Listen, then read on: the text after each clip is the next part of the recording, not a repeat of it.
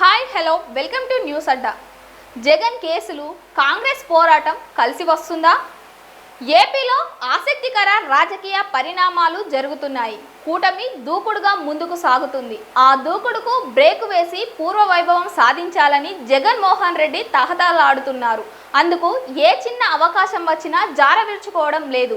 జగన్ దూకుడు పెంచుతున్న తరుణంలో మళ్ళీ పాత కేసుల మాట వినిపిస్తుంది. గత 14 సంవత్సరాలుగా జగన్మోహన్ రెడ్డి బెయిల్పై ఉన్నారు.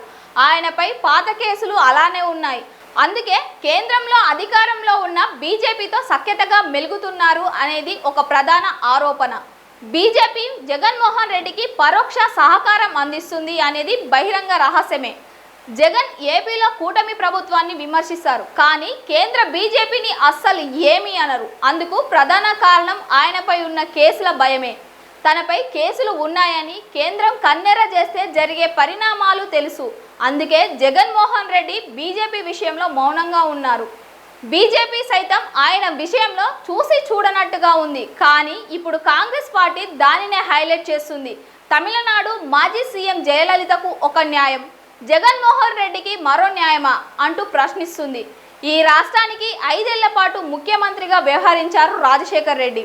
2004లో అధికారంలోకి వచ్చి 2009 వరకు కొనసాగారు. అయితే తండ్రి అధికారాన్ని అడ్డు పెట్టుకొని కంపెనీలతో క్విట్ ప్రోక్వో ఒప్పందాలను చేసుకున్నారు అనేది ప్రధాన అభియోగం.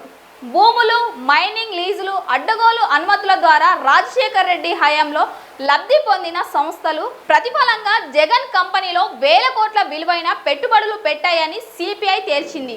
ఈ వ్యవహారంలో జగన్ దురాశకు సహకరించిన ఆరోపణలపై అప్పట్లో 6 మంత్రులు, 8 మంది ఐఏఎస్ అధికారులపై సైతం కేసులు నమోదయ్యాయి. జగన్పై సిబిఐ దాఖలు చేసిన 11 ఛార్జ్ షీట్లలో 43,000 కోట్ల రూపాయల అక్రమ లావాదేవీలు జరిగినట్టు తేల్చింది. వాటి ఆధారంగా ఈడీ నమోదు చేసిన మరో 6 మనీ లాండరింగ్ కేసులు సైతం విచారణలో ఉన్నాయి. ఈ కేసుల్లో జగన్మోహన్ రెడ్డి 2012లో అరెస్ట్ అయ్యారు. 16 నెలలు జైల్లో రిమాండ్ ఖైదీగా ఉండిపోయారు. ఈ కేసులు నిరూపితమైతే జగన్మోహన్ రెడ్డి నిందితుడిగా తేలితే మాత్రం 16 ఏళ్లకు పైగా జైలుకే అంకితమయ్యే అవకాశం ఉంది. ఈ కేసుల తీవ్రత దృష్ట్యా కేంద్రంలో అధికారంలో ఉన్న భారతీయ జనతా పార్టీతో సఖ్యత పెంచుకున్నారు జగన్మోహన్ రెడ్డి. అందుకే కాంగ్రెస్ పార్టీ కంటే బీజేపీ వైపే ఆయన ఎక్కువగా మొగ్గు చూపుతున్నారు. ఏపీలో కూటమి ప్రభుత్వంలో భారతీయ జనతా పార్టీ భాగస్వామ్యంగా ఉంది.